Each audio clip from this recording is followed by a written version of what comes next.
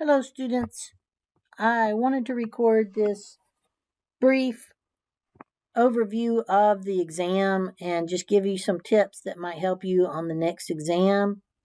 Uh, I'm just going through this preview, and I'm just going to give you tips as we go through this. The questions were in random order, so they may appear differently than they appear here. This first one was about the age of chivalry in England. Um, One of the first things that I noticed on a lot of the exams is that people didn't follow the directions, and this would take your grade down. Um, I wanted an essay, yes, which means you have a thesis and you have several points backing up that thesis. If you watched the required video about taking essay exams, I was assessing that by giving you specific directions about how I wanted you to write the essay. So if you saw that video, you know that you were supposed to begin with the thesis statement. And there were quite a few people who did not begin with the thesis statement. And so that I was looking for that. I was also looking for no more than 2 paragraphs. Some people gave me 5 paragraphs when I asked for no more than 2. Some people gave me very few sentences. Each paragraph needed to be 7 to 10 well-developed sentences. Now, you could do it. Some people did it in one paragraph, but it's difficult to get enough detail into one paragraph. But it could have been done, and some people did that well. But you don't want to give the instructor more than what they asked for. Okay, that was one of the big things. So read directions carefully. Be sure you understand the prompt and what you're looking for. So I was looking for something on each of the 4. And Gawain is there twice. So you could have combined and talked about Gawain in both of the works and give an example. You were supposed to give 2 examples, 2 different characteristics for each of the characters. And that's hard to do in 2 paragraphs. And that's part of what I was testing you on, was to see how concisely you could write and still give me details that showed that you understood the material.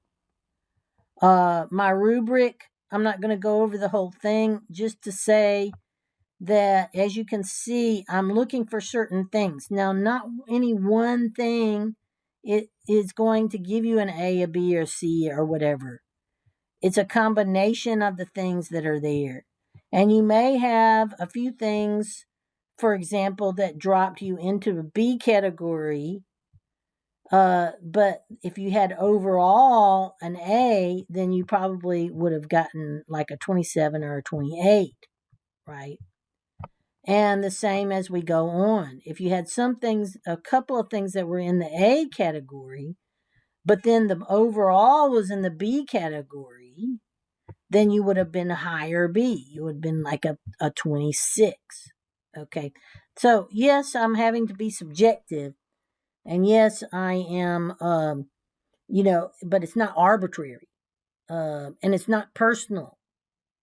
And I don't have no reason to, I don't know you guys well enough. And I have no reason. I don't just sit there saying, oh, I'm going to really stick it to this student, right? So you don't have to take things personally.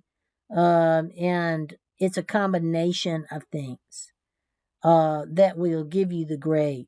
But looking at the rubric will give you an idea of where your problems might have been. And then if you go back and you look and you say, okay, well, I see it wasn't really well organized, and I didn't have a thesis statement, or I got off the track and I didn't really, or you look back at the question, well, I didn't really answer that part of the question. I see why I got that grade. But if you don't understand after you've looked thoroughly through it and ask yourself honestly the questions, then you please feel free to contact me.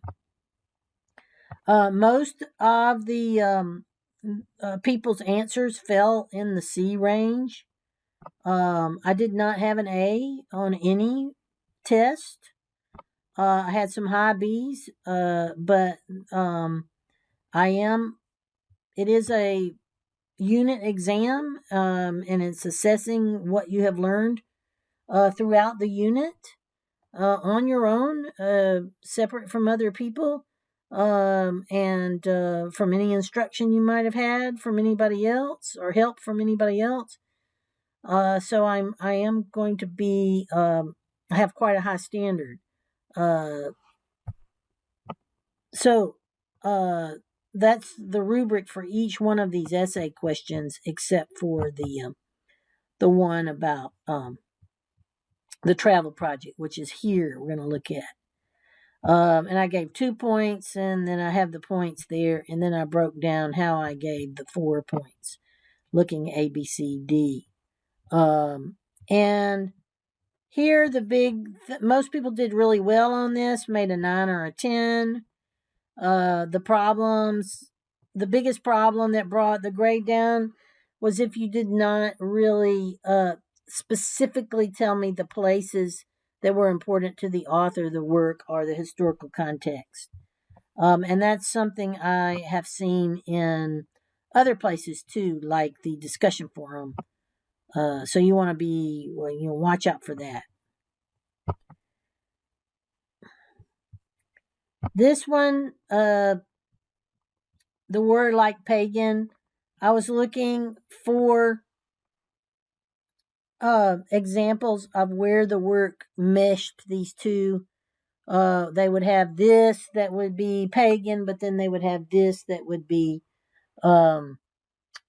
Christian, and that the works combine the two. And most people did pretty well on content, but if you didn't make your thesis fully and logically developed, and you didn't support it with relevant, credible examples, then it was problematic. So again, the same rubric is grading that, and the same rubric grading this. Reading directions is very important. Giving me what I want. I was looking specifically for the 4 estates, and how each of the 4 characters you chose represents a stereotype of each class. Some people just gave me a description of the character and how they fit into the class, but they didn't explain how they were a stereotype. So that oftentimes pulled the grade down. Anyway, I just wanted to, I had some grammar and stuff I want to talk about, but I'll talk about that in another video that I'm going to record. But this one is mainly about the exam. So after you've taken a good look at the rubric and seen your score on each one of the questions, and you still aren't understanding things, then by all means make an appointment to come and see me. I don't have time to write out long explanations in an email. So if you want more explanation, you'll need to make an appointment. I have a lot of appointments available this upcoming week, or this week, I should say. So look at my appointment calendar, make an appointment to see me, or contact me and say I'd like an appointment, and I'll help you find a time. And I'll be glad to talk to you about it. All right. See you later.